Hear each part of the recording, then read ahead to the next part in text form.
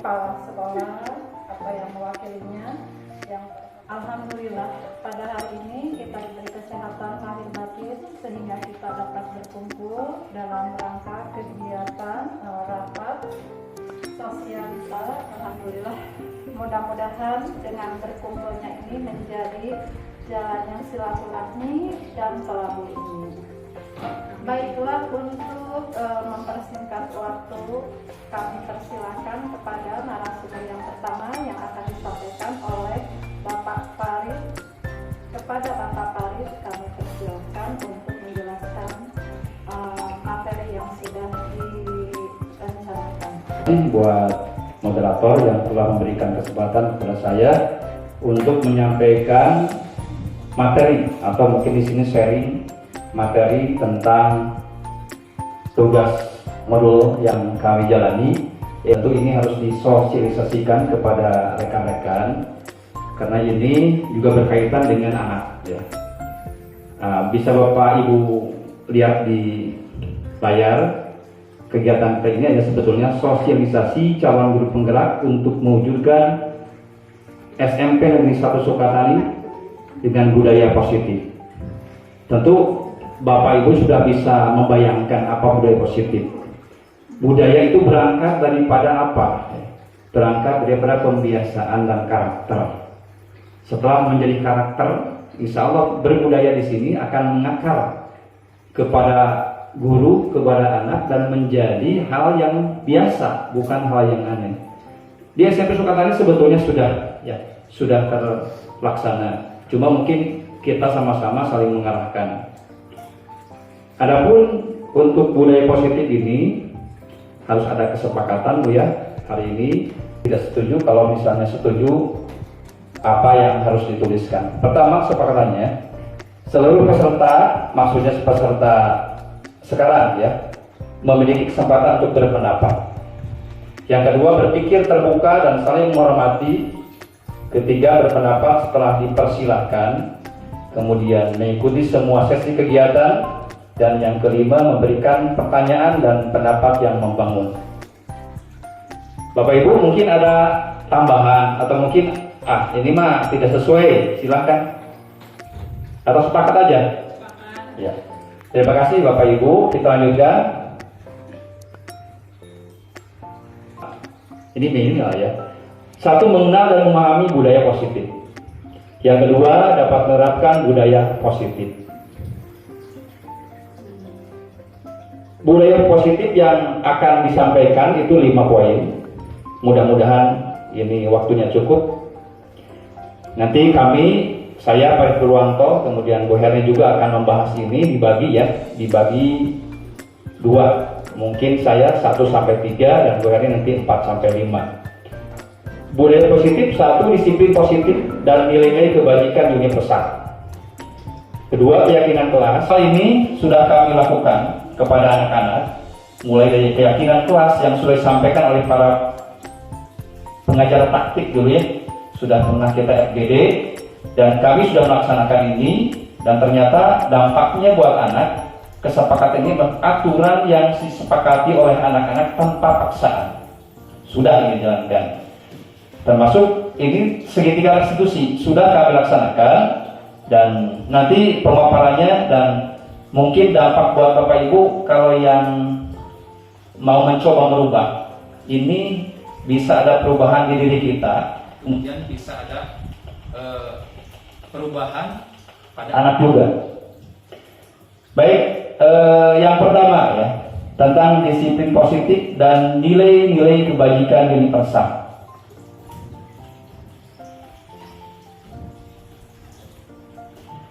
Di sini tujuannya guru mengenal dan merubah paradigma stimulus respon kepada teori kontrol. Nah, ini apa maksudnya ya? Nanti akan dibahas sekilas.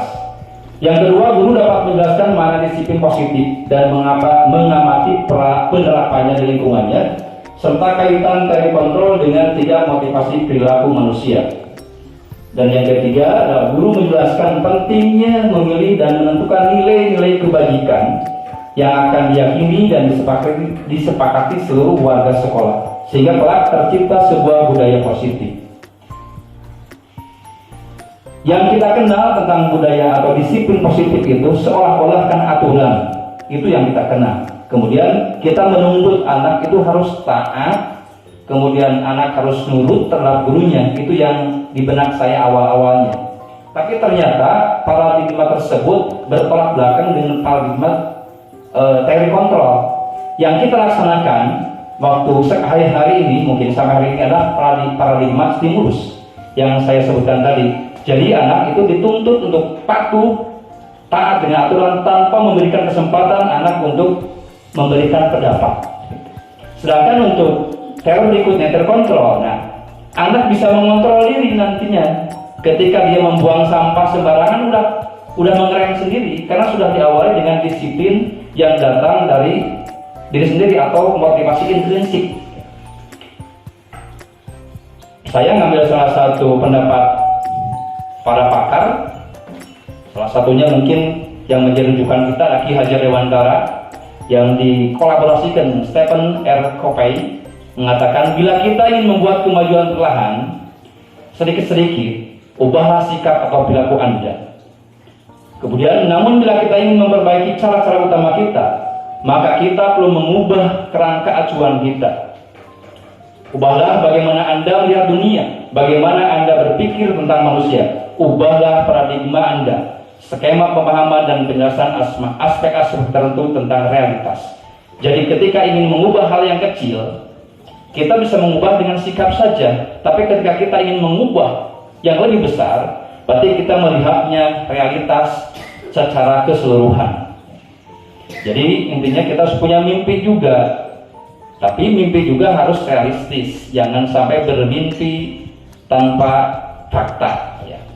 Baik, nah Bu, ini perbedaannya stimulus respon yang kita lakukan sampai saat ini dan teori kontrol yang mudah-mudahan bisa terlaksana oleh kita.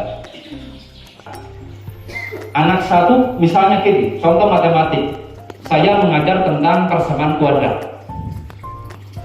Di sana di persamaan kuadrat ternyata di dalamnya ada perkalian, ada pembagian, bahkan ada perpangkatan.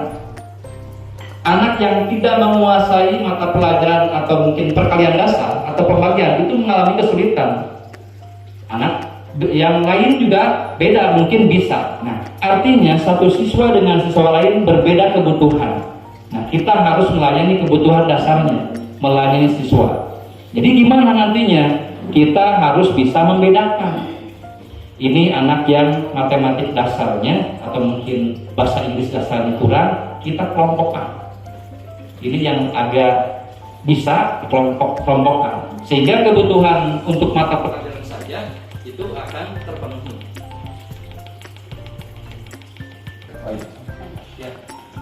Halo, saya satu. Yang kedua, semua orang melihat hal yang sama untuk stimulus respon. Sementara untuk teori kontrol, setiap orang memiliki gambaran berbeda.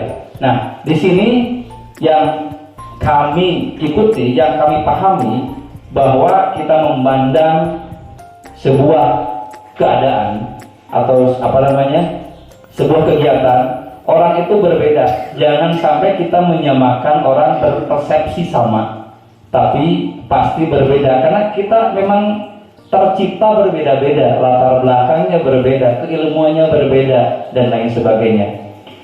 Berikutnya, untuk stimulus respon, kita mencoba mengubah orang agar berpandangan sama dengan kita. Nah, ini kan biasa ke anak gitu ya. Pokoknya anak kudu bisa seperti ini, harus bisa seperti ini, sama semuanya. Padahal itu akan kontradiktif dengan teori kontrol yang mengatakan kita berusaha memahami pandangan orang lain tentang dunia. Dan kita langsung ke bawah ya, karena ini terlalu banyak. Stimulus respon, model berpikir menangkal. Kadang-kadang kita misalnya untuk memberikan punishing ya kepada anak, kan menangkal. Yang penting guru kan menang, gitu kan? Yang penting anak itu udah kamu salah, kamu ini hukumannya, gitu kan ya? Tapi dengan teori kontrol beda, model berpikir menang-menang. Nanti di teori segitiga restitusi akan dijelaskan bagaimana kita akan menghadapi anak sehingga anak tidak merasa dijudge. Ah, saya salah, saya salah enggak. Tapi kita nanti ada tahapannya, ada 3 tahapan ya. Yang pertama kita menanyakan dulu alasannya. Yang kedua, kita menanyakan apa keyakinan yang mereka yakini, kesalahannya seperti apa. Misalnya kalau kabur kan ya, itu apa keyakinannya, berarti kan dia tidak taat aturan. Dan yang terakhir itu nanti di segitiga restitusi, anak diberikan kebebasan untuk mengambil jawaban. Sebetulnya apa yang harus kamu lakukan kalau misalnya gini, kan ada risiko ya. Risikonya mungkin tidak dihargai temannya, tidak dihargai gurunya, dan mereka akan mencari solusi sendiri tuh. Intinya anak mencari jawaban sendiri. Kemudian yang kedua, anak diberikan tidak dijudge langsung itu. Yang kami terima itu di CGP seperti itu Bapak Ibu ya. Jadi menurut pendapat sebetulnya memanusiakan manusia. Jadi memperlakukan anak-anak itu seperti manusia, bukan seperti orang hukuman ya. Jadi kita pendekatannya, paradigmanya memanusiakan manusia. Oke, lanjut. Yang kedua, mana disiplin yang saya sebutkan tadi sebetulnya punya tujuan. Tujuannya adalah menanamkan motivasi yang ketiga pada diri kita, yaitu menjadi orang yang mereka inginkan dan menghargai diri sendiri dengan nilai-nilai yang mereka percaya. Jadi mereka disiplin itu bukan karena takut, bukan karena mereka itu salah, bukan. Tapi ada sebuah keyakinan. Kalau bahasa kita keyakinan itu apa ya? Nilai-nilai batin yang bersuara secara fitrah. Jadi ini benar ya, ini benar kan ya, ini benar, ini salah, udah bisa membedakan. Dan ketika kita menanam keyakinan, maka anak itu akan memilih yang benarnya. Itu suara keyakinan dari makna disiplin. Nah, ini ada juga dari Bapak Ki Hajar Dewantara mengatakan bahwa di mana ada kemerdekaan, disitulah harus ada disiplin yang kuat.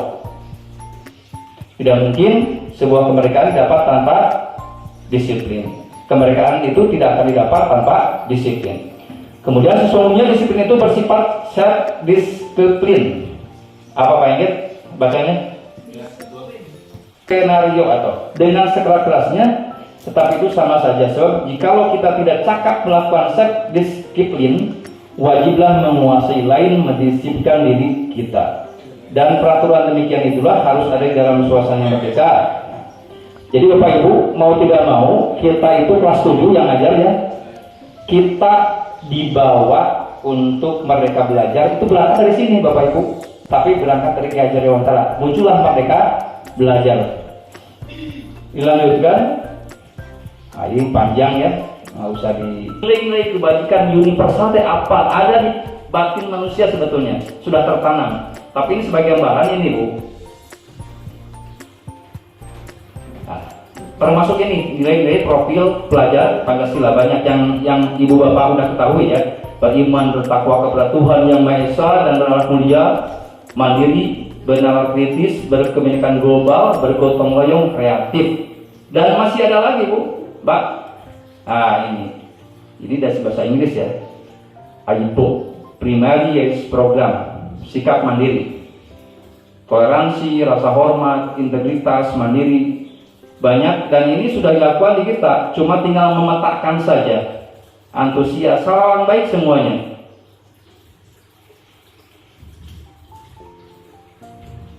Termasuk ini ya, nilai kebajikan 9 pilar karakter, banyak juga.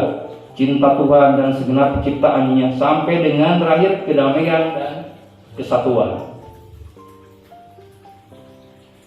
Keempat, petunjuk seumur hidup dan keterampilan hidup, dapat dipercaya, lurus hati, pendengar yang aktif, tidak merendahkan orang lain, memberikan yang terbaik dari.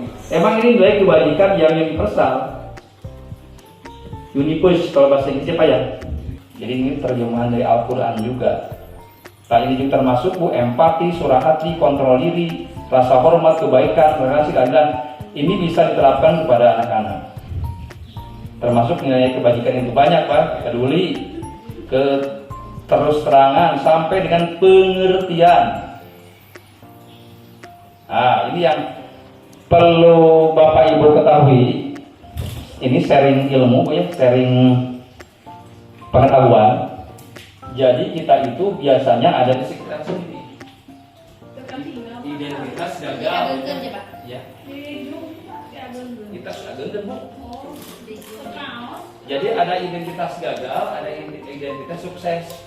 Kalau identitas gagal itu misalnya itu hukuman, Bu. Misalkan anak kesiangan disuruh misalnya bersih-bersih PC, itu hukuman, Bu. Itu teh identitas ciri-ciri gagal dalam memberikan hukuman. Ini perbedaannya, Bu. Jadi ada istilahnya ini gagal semua. terus yang sukses, Bu, ada dua juga. Satu konsekuensi, dan apa itu konsekuensi? Berbentuk aturan yang dibikin sekolah, dan ada konsekuensinya. Ya, termasuk kesepakatan. Cuma kalau konsekuensi dibikin oleh sekolah, kalau kesepakatan atau keyakinan kelas dibikin oleh anak-anak, dan kita yang menerjemahkannya. Nah, yang bawah itu restitusi, nah, yang sebelah kanan. Jadi, saya punya. Itu. Kalau begitu, apa sih solusinya buat anak-anak supaya anak itu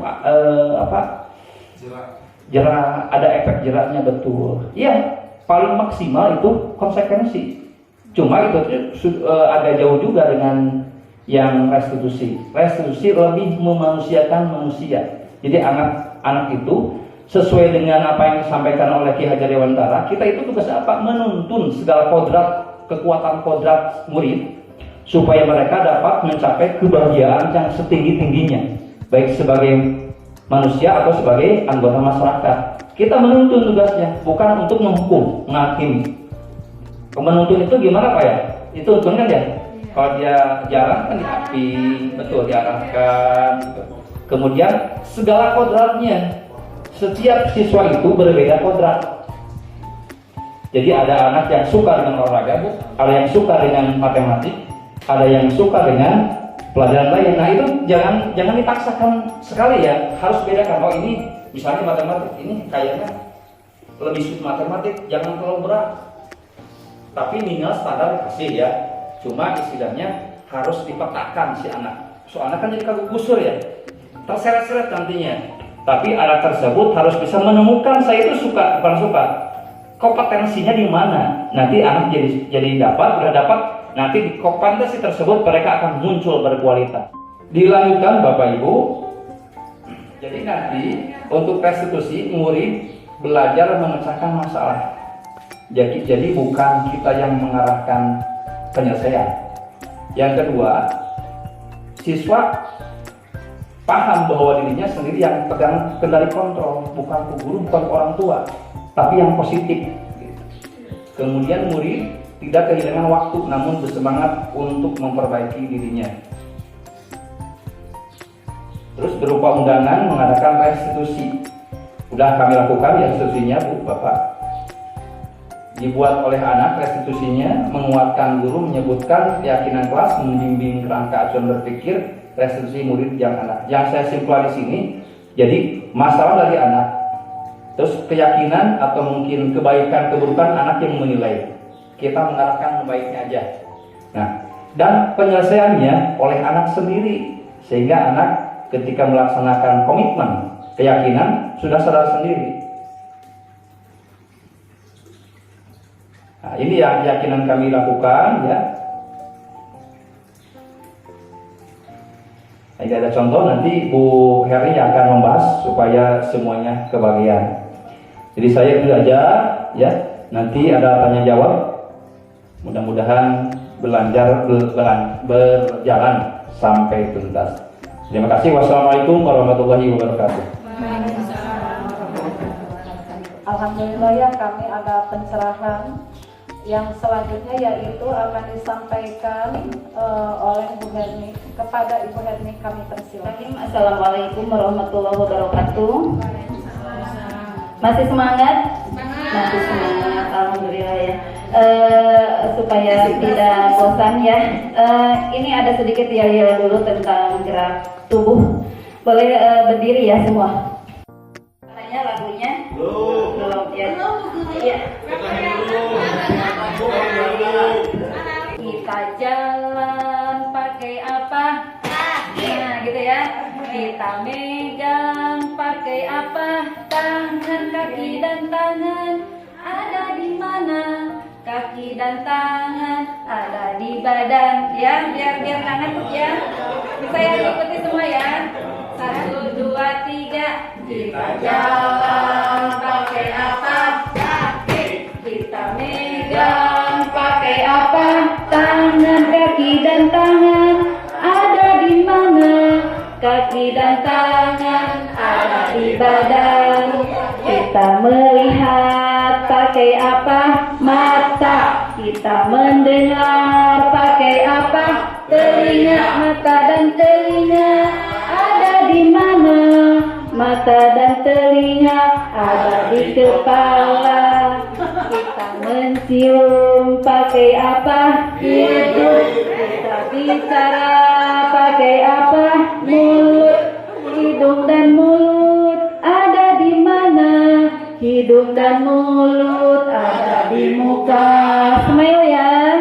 Oke, terima kasih. Silakan duduk kembali. Semua.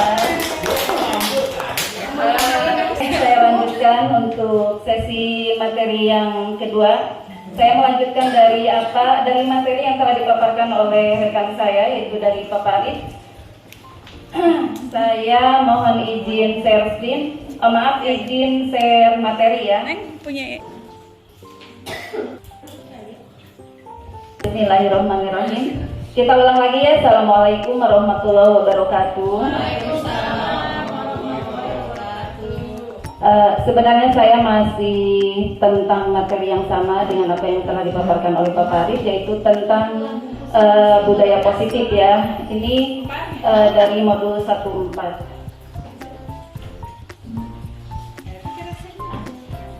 Kalau untuk profil ya semuanya sudah tahu ya, kita lewat saja, tidak usah saya sebutkan, tidak usah dibacakan. Ini apa ya, kamera jahat.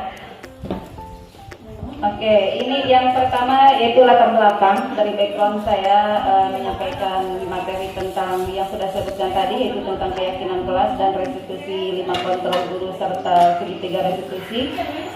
Budaya positif adalah nilai-nilai keyakinan, keyakinan dan kebiasaan-kebiasaan yang berpihak pada murid agar dapat berkembang menjadi pribadi yang kritis, kemudian penuh hormat dan bertanggung jawab.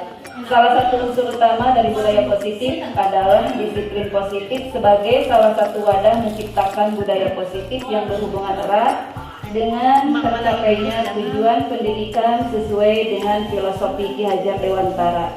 Nah, mengenai filosofi pendidikan Ki Hajar Dewantara sebenarnya tadi sudah dipaparkan oleh rekan saya, yaitu bahwa pendidikan itu menuntun anak dengan memperhatikan segala kodrat yang ada, baik kodrat zaman maupun kodrat alam. Jika disiplin, maka yang akan terbayang adalah peraturan tata tertib, kemudian kepatuhan, dan kepatuhan ya. Kemudian KHD atau Ki Hajar Dewantara menyatakan bahwa syarat utama untuk mencapai kemerdekaan dalam konteks pendidikan kita saat ini adalah disiplin yang kuat. Disiplin diri yang dimaksud adalah disiplin diri yang memiliki motivasi internal atau motivasi intrinsik. Jika kita tidak memiliki motivasi internal, maka kita memerlukan pihak lain, tapi mereka tanpa perintah ya. Nah, justru mereka di sini itu adalah kita cakap memerintah diri sendiri. Ya, kira-kira mungkin seperti itu ya yang dimaksudnya. Kemudian menilik dari kata disiplin, seperti apa yang dipaparkan oleh Ki Hajar Dewantara, pada eksistensi pembelajaran saat ini, yaitu transisi ya dari kemarin PJJ atau online atau daring ke pembelajaran tatap muka atau istilahnya kita luring ya.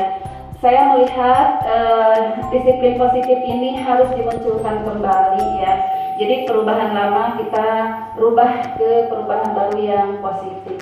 Hal ini terjadi karena pada masa pandemi atau pada masa PJJ, disiplin positif ini kurang mendapatkan perhatian karena pembelajaran masih lebih mengejar target penyampaian materi.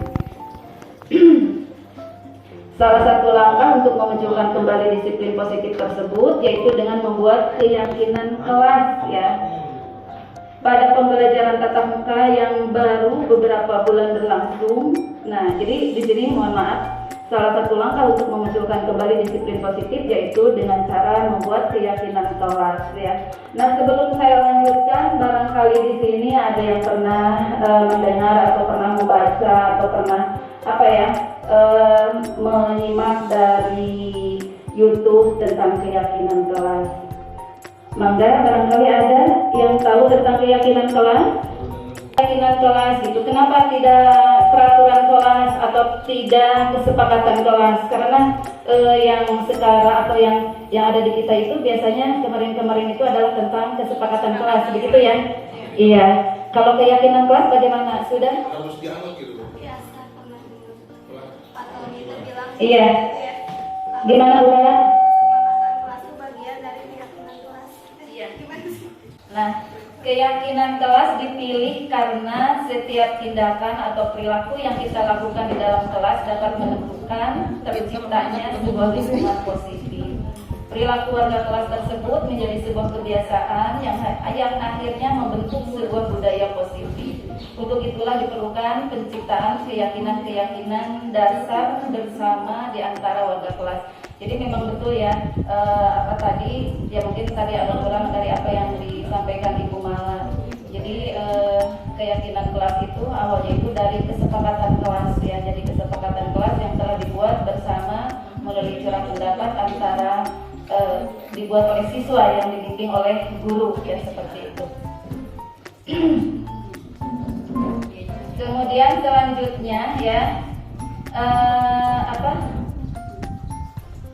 ini ada pertanyaan pemantik yang mengapa keyakinan kelas, mengapa tidak peraturan kelas gitu kan? Barangkali ada yang mau coba menjawab atau menjelaskan kenapa keyakinan kelas tidak peraturan kelas saja, sementara yang sudah-sudah kita biasanya tata tertib itu lebih ke peraturan gitu ya. Ada? Mungkin kalau peraturan mah yang membuatnya guru ya, guru untuk semua siswa gitu di dalam kelas. Kalau keyakinan kelas mungkin itu hasil kesepakatan yang tadi teh ya. Jadi kita buat aturan itu berdasarkan kesepakatan semua siswa. Jadi keinginan siswa. Jadi keinginan siswa kemudian diajukan kepada guru. Nanti guru dan siswa kalau memang itu mix gitu diyakini benar harus bisa dilaksanakan, ya kita sepakati jadilah itu aturan kelas. Jadi kalau aturan kelas Diatur oleh betul apa yang disampaikan oleh Bu Yaya Rasa juga diperbuat oleh Pak Inggit. Jadi kalau peraturan itu biasanya dibuat oleh seseorang, misalnya oleh kepala sekolah atau oleh guru ya. Guru itu langsung membuat aturan di sekolah.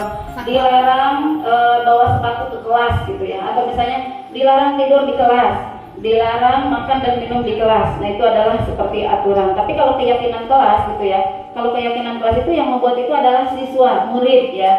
Misalnya, dan keyakinan kelas itu jadi pernyataan-pernyataan positif. Misalnya tadi kan dilarang makan dan minum di kelas. Saya Terus makan dan minum di kelas. nah seperti itu ya. Kemudian dilarang berlari di koridor. Nah, artinya berarti menghargai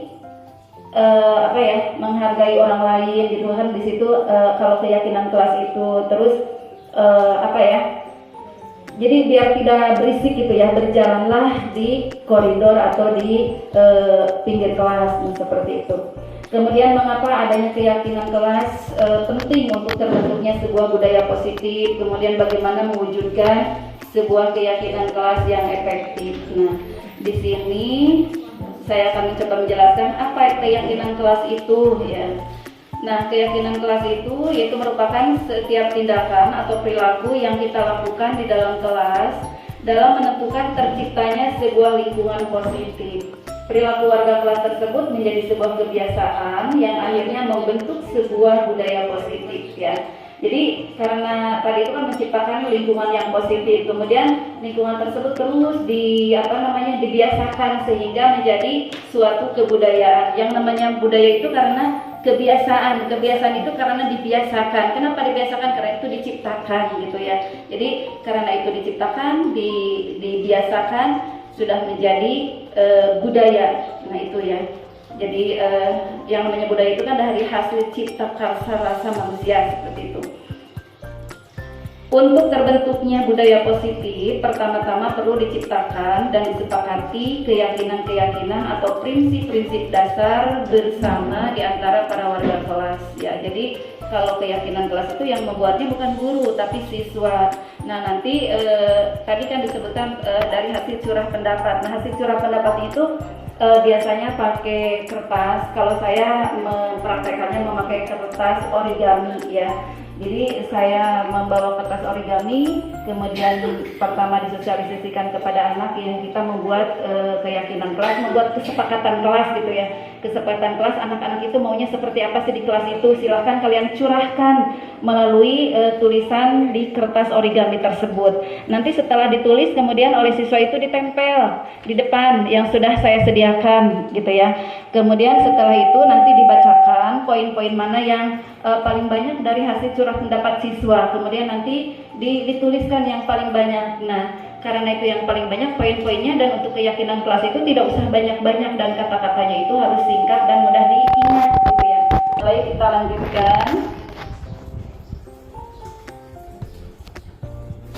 Ini masih tentang keyakinan kelas ya. Keyakinan kelas itu berupa pernyataan-pernyataan universal yang dibuat dalam bentuk kalimat positif. Keyakinan kelas tidak dibuat dalam jumlah banyak sehingga mudah diingat dan dipahami oleh semua warga kelas. Keyakinan kelas merupakan sesuatu yang dapat diterapkan di lingkungan kelas. Jadi kata-katanya itu simple, misalnya sebelum masuk kelas tutup dulu pintu dan mengucapkan salam, itu salah satu contoh ya. Kemudian menghargai guru dan teman, tidak memotong pembicaraan guru atau teman, kemudian mengumpulkan tugas sesuai dengan waktu yang ditentukan. Nah itu contoh-contoh kalimat dari keyakinan kelas.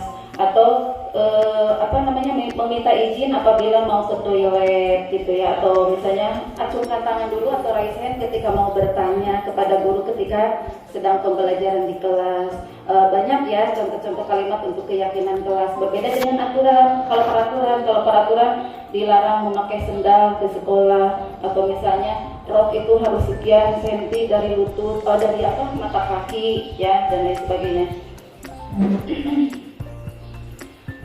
Tadi untuk menjawab mengapa keyakinan kelas, mengapa tidak peraturan kelas saja ya. Pertanyaan berikut adalah mengapa kita memiliki peraturan tentang mengapa kita memiliki peraturan tentang penggunaan helm pada saat mengendarai kendaraan roda 2 atau motor ya. Kira-kira menurut pendapat Bapak itu jawabannya apa memakai helm? Untuk menjaga keselamatan. Nah, untuk menjaga keselamatan. Karena kita yakin memakai helm ketika kita mengendarai motor itu untuk keselamatan, bukan karena takut sama polisi ya. Jadi kalau kita di dalam benak kita bahwa kita memakai helm ketika kita mengendarai kendaraan roda 2 itu alasannya untuk keselamatan, berarti itu sudah tertanam keyakinan di dalam dirinya bahwa kita memakai helm itu bukan karena bukan untuk gengsi gitu, bukan karena takut sama Pak Polisi, tapi kita punya keyakinan bahwa memakai helm itu adalah untuk keselamatan diri ya. Misalnya untuk mengantisipasi ketika kita jatuh kepala takut terbentur, nah seperti itu. Kemudian kita lanjut ya.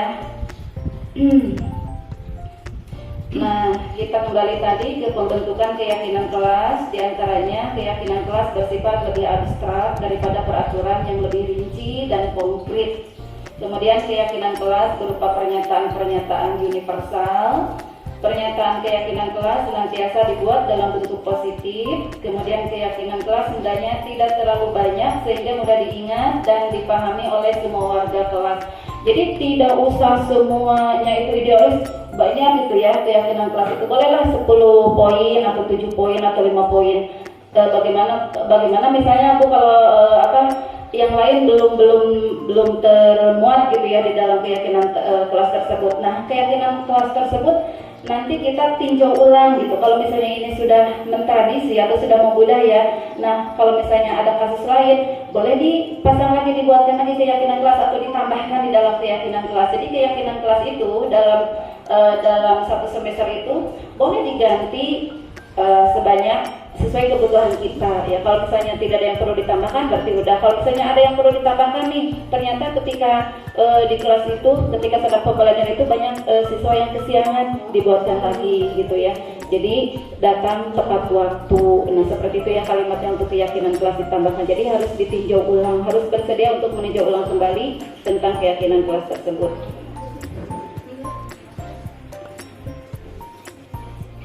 Itu tadi materi tentang keyakinan kelas. Kemudian selanjutnya tentang restitusi ya, atau 5 kontrol diri. Nah ini terutama untuk menyikapi anak. Boleh? Boleh. Restitusi tentang 5 kontrol diri, karena ada segitiga restitusi dan 5 kontrol diri. Nah Bapak Ibu, ada yang pernah mendengar kata restitusi? Pernah ya? Apa itu, Bu Hal?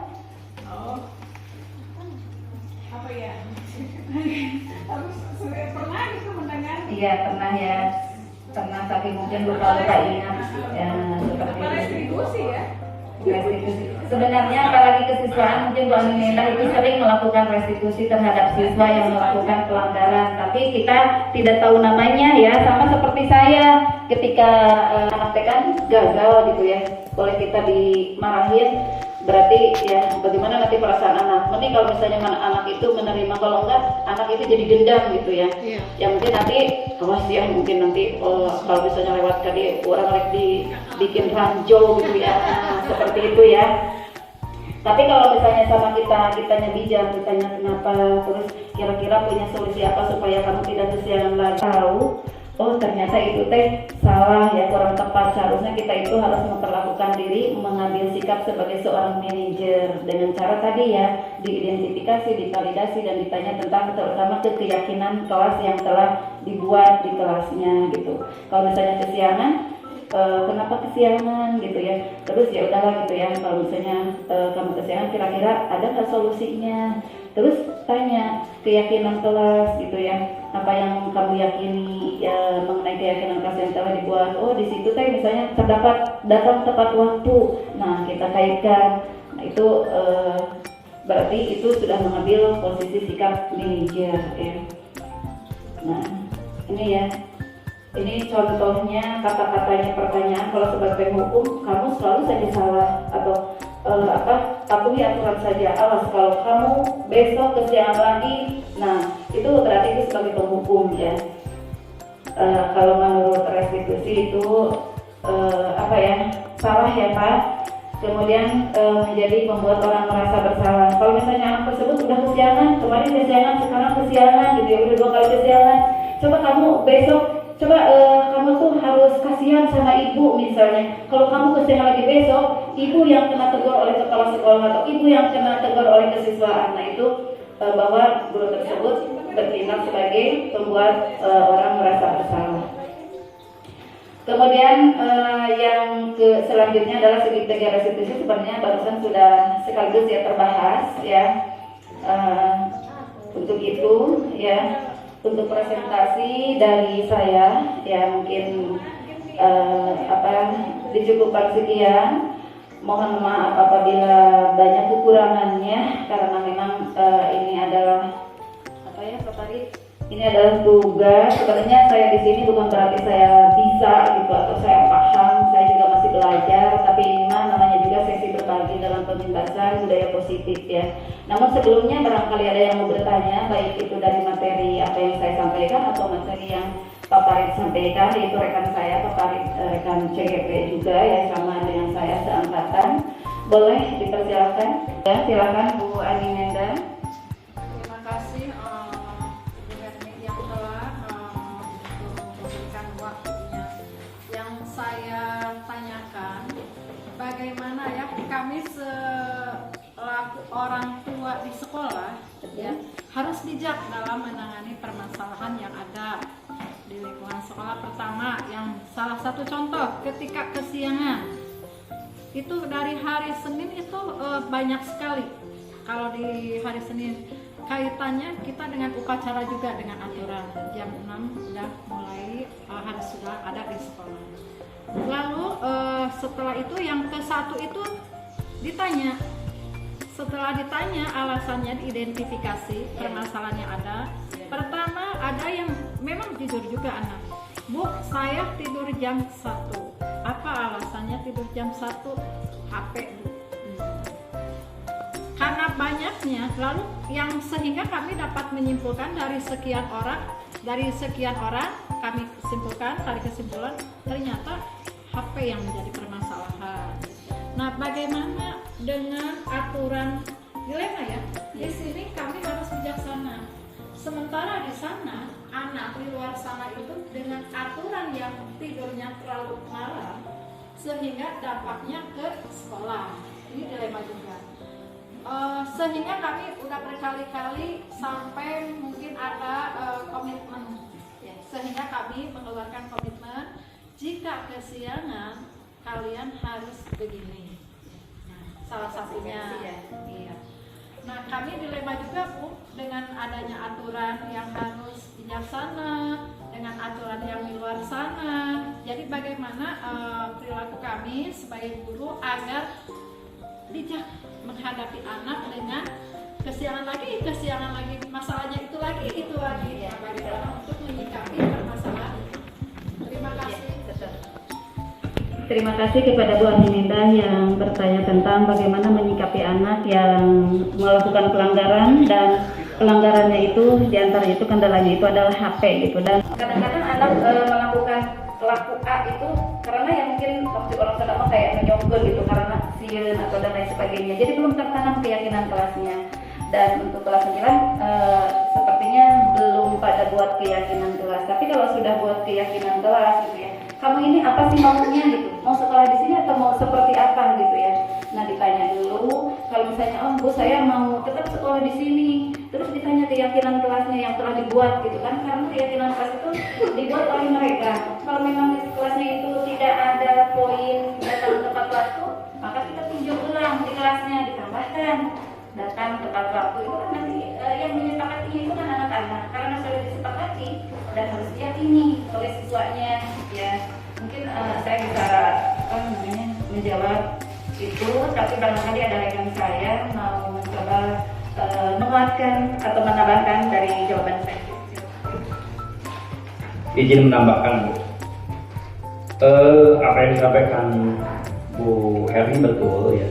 Jadi memang awal-awal kita harus membuat keyakinan kelas, seluruh kelas ya, 7, 8, 9. Tapi kan yang di lapangan sudah terjadi, kemudian keyakinan kelas tidak dibikin. Nah, solusinya adalah di samping kita menanyakan alasan, nanti kan anak menjawab, saya salah. Secara fitrah sebetulnya siswa sudah bisa merasa bersalah, kemudian mereka juga akan meyakinkan bahwa kesalahan ini adalah misalnya terlalu larut malam tidurnya. Solusinya menurut saya, walaupun ini tidak berkaitan dengan masalah segitiga restitusi, kita ajak atau undang orang tuanya, kemudian kita diskusi, dan insya Allah di sini akan ada pemecahan masalahnya. Karena kalau misalnya hanya kita saja tanpa ada keyakinan kelas yang sudah disepakati, saya kira tetap seperti itu. Jadi harus melibatkan orang tua, karena yang melakukan itu di rumahnya Bu ya, di rumahnya tanpa kontrol kita. Jadi kita harus bisa mengundang orang tua, kemudian bicara, dan lebih baik keyakinan kelas dibikin dulu. Begitu Bu dari saya. Terima kasih. Bagaimana Bu Aminindah? Sudah puas? Mudah-mudahan tidak puas ya. Iya, puas. Kalau sudah puas, mama berkembang.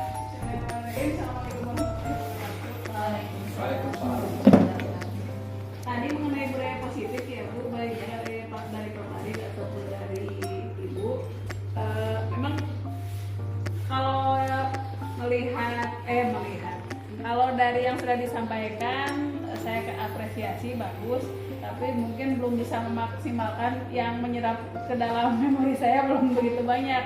Tapi yang ingin saya tanyakan mungkin kepada Ibu dan Bapak berdua ya mengenai konsep ini, karena berkaitan dengan berkaitan dengan guru penggerak juga ya Pak Ibu ya. Kira-kira untuk di sekolah kita untuk penerapan budaya positif ini menurut saya sangat bagus sekali ya jika penerapan budaya positif ini bisa maksimal diterapkan di sekolah dan misalkan sampai berhasil.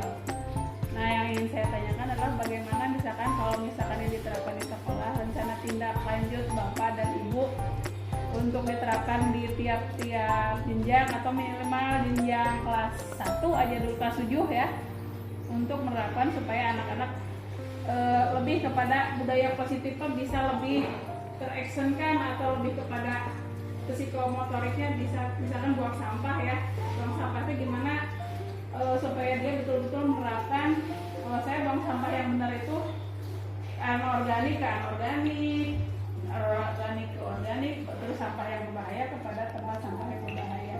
Itu aja mungkin. Kalau ada keinian kata-kata saya mohon maaf ya. Bagus, luar biasa.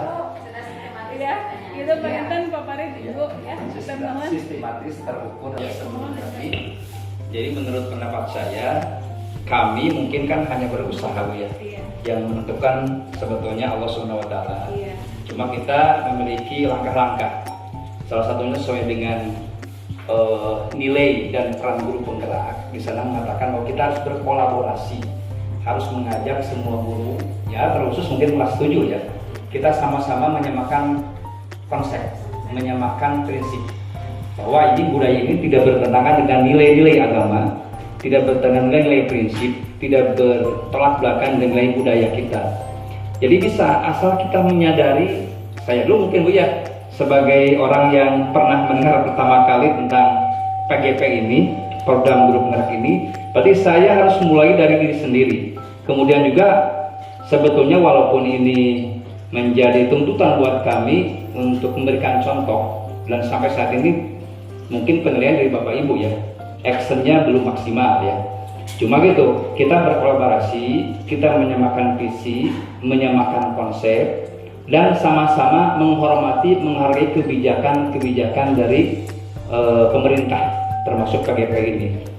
Dan salah satunya mungkin ini Bu, sosialisasi tentang penerapan budaya positif di sekolah. Ini salah satu pemantik ini.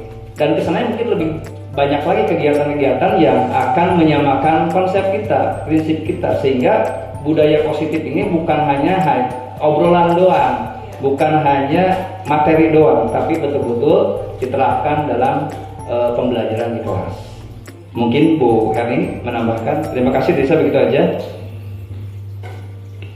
Baik ya, yang saya hanya menambahkan sedikit ya, untuk menerapkan budaya positif, betul apa yang disampaikan oleh rekan saya Pak Farid, yaitu dengan cara kolaboratif ya, dengan cara kolaboratif. Jadi semuanya harus bersinergi ya. Semuanya harus bersinergi ya, semua yang ada di sini atau ekosistem sekolah di sini harus semuanya bersinergi gitu ya. Jadi tidak bisa untuk menerapkan budaya positif ini per individu atau per personal gitu ya. Jadi harus semuanya berkolaboratif. Dan di sini budaya positif di sini sebenarnya sudah bagus ya. Pertama tentang ketika pagi kita bersalaman menyambut anak, kemudian di pagi hari membaca Asmaul Husna, membaca surat-surat pendek, itu adalah budaya positif. Kemudian setiap Jumat kita mengadakan kunjumpa, melaksanakan duha bersama, itu juga budaya positif dan itu perlu ditingkatkan, kalau perlu ditambahkan gitu yang kira-kiranya kebiasaan-kebiasaan yang positif yang mengandung nilai-nilai kebajikan universal. Ya mungkin itu yang bisa saya tambahkan. Bapak Ibu yang saya hormati, seperti yang saya sampaikan tadi, kita sudah memakan waktu banyak. Dari saya Herni, terima kasih banyak atas waktunya dan tenaga pikirannya. Mudah-mudahan jadi amal ibadah ya. Dan mudah-mudahan kedepannya Bapak Ibu bisa memberikan dukungan, kemudian memberikan dorongan buat kami untuk lebih maju lagi. Dan selanjutnya silakan saya kembalikan ke moderator. Ya silakan Ibu moderator. Terima kasih kepada Bapak Farid Purwanto dan Ibu Herni yang telah memaparkan begitu banyak ilmu-ilmu yang kami dapat. Alhamdulillah ya. Mungkin hanya itu yang kita dapat sampaikan. Istighfar 3 kali. Astagfirullahaladzim. Astagfirullahaladzim. Astagfirullahaladzim. La ilaha illallah. Allahu akbar. Allahumma sholli ala sayyidina wa habibina wa syafi'ina wa karimina wa maulana Muhammad wa sallim radhiyallahu tabaraka wa ala muhammadi rasul azmin amin. Bismillahirrahmanirrahim. Alhamdulillahirabbil alamin. Hamdan syakirin, hamdan daimin, hamdan yuwafi ni'amahu yukafi majidah. Ya Rabbana lakal hamdu kama yanbaghi li jalali wajhikal mu'adzimi sultanik. Allahumma sholli ala sayyidina Muhammadin salatan tunjina biha min jannah ahwal maqad wa taqina bi jannah hajat wa tutahhirna min jannah syaitat wa tarfa'una bi inna darajat wa tuballighuna bi aqsal ghayat min jannah khairat fil hayat wa badal mat. Allahumma rabbana taqabbal minna salatana wa siyamana wa ruku'ana wa sujudana wa qu'udana wa tadarruana wa tahassuana wa ta'abudana wa tamim taksana ya Allah ya rabbal alamin.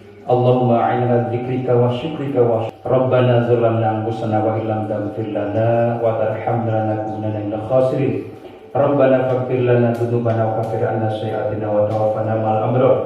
La ilaha illa anta subhanaka inni kuntu minadh dhalimin. Rabbana la tu'akhidna in nasina aw akhtana. Rabbana wa la tahmil 'alaina isran kama hamaltahu 'alal ladzina min qablina. Rabbana wa la tuhammilna ma la taqata lana bihi. Wa'fu anna waghfir lana warhamna anta maulana fansurna 'alal qawmil kafirin. Allahumma inna nas'aluka salamatan fid din wa 'afiyatan fil jasad wa zinatan fil ilmi wa barakatan fil rizqi wa taubatan qabla al-maut wa rahmatan indal maut wa maghfiratan ba'dal maut. Allahumma hawwin 'alaina bis sakaratil maut wan najata minan nar wal 'afwa ila hisab. Allahumma ighfir li wa li walidayya warhamhuma kama rabbayani shaghira. Rabbana taqabbal minna innaka antas samiul alim. Rabbana atina fid dunya hasanah wa fil akhirati hasanah wa qina adzabannar. Subhanaka rabbika rabbil izzati amma yasifun wa salamun 'alal mursalin walhamdulillahi rabbil alamin. Al-Fatihah. Demikianlah acara demi acara telah kita lalui. Mohon maaf bila ada kesalahan. Akhirul kalam. Wassalamualaikum warahmatullahi wabarakatuh. Waalaikumsalam.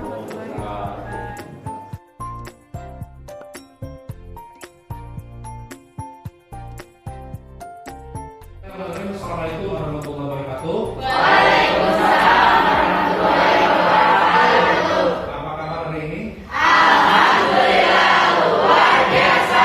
Allahu Akbar. Mudah-mudahan semangat terus ya. Baik, anak-anak, kali ini kita belajar matematik ya seperti biasa.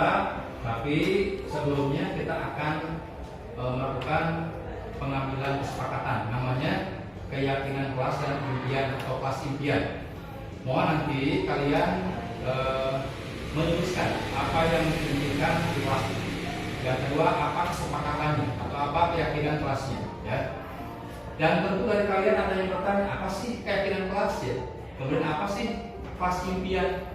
Seperti yang tercantum di sini, ada kelas impian, ada kelas atau ada keyakinan kelas. Baik, sedikit Bapak jelaskan bahwa kelas impian itu adalah kelas yang merupakan impian kalian, atau mungkin kalau definisi adalah ekspresi kalian untuk mengejawantahkan atau yang diinginkan kalian kelas ini. Misalnya, saya ingin kelas itu aman, nyaman, damai, apa ya?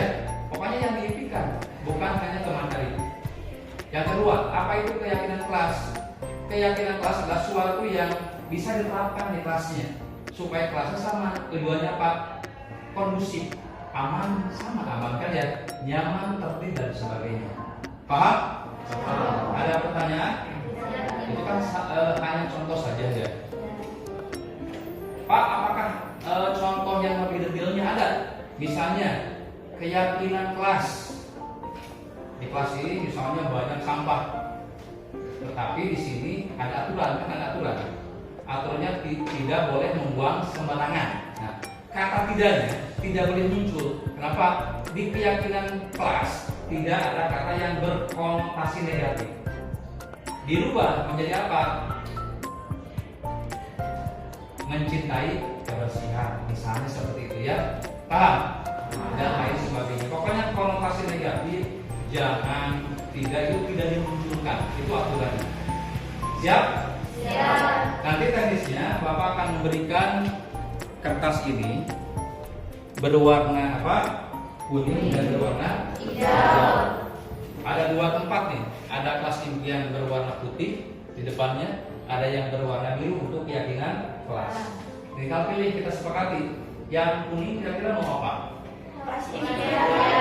Ya, yang hijau? Keyakinan kelas. Nanti ya, kasih tahu Bapak nih, menyimpannya sesuai dengan kesepakatan kalian. Yang hijau sebelah sini, yang kuning sebelah sini. Siap? Siap. Oke.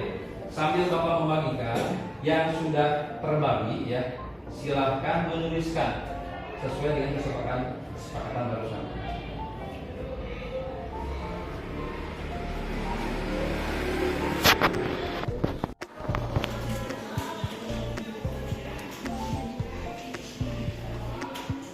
Menuliskannya, yang nempel ini, yang ada lemnya, tidak boleh tulis ya, yang tidak ditempel, yang sulit ditempelinnya.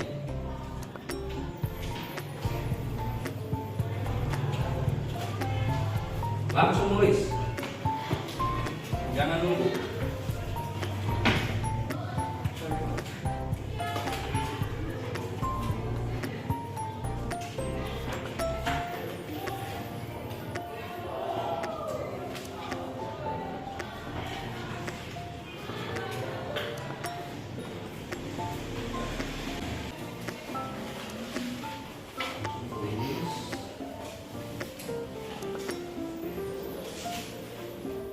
Silakan berekspresi, kelas impian dan keyakinan kelas.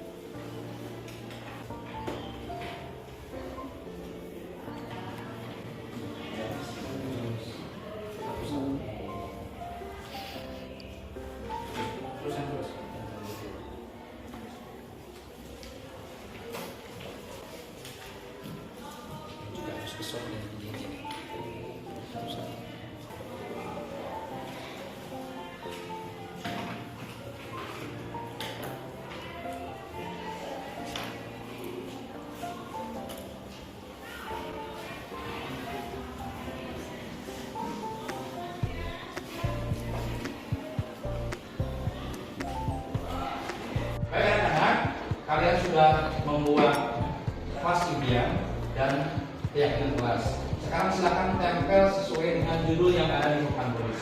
Mulai.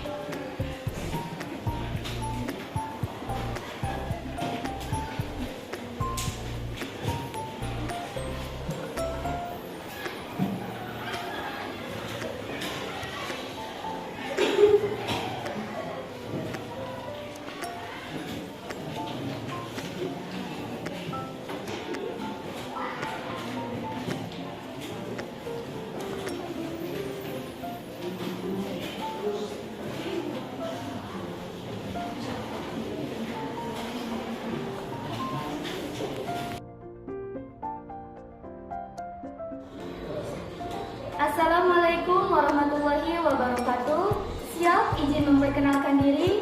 Nama saya Siska Adinda Triani dari kelas 9B SMP Negeri 1 Sukadani.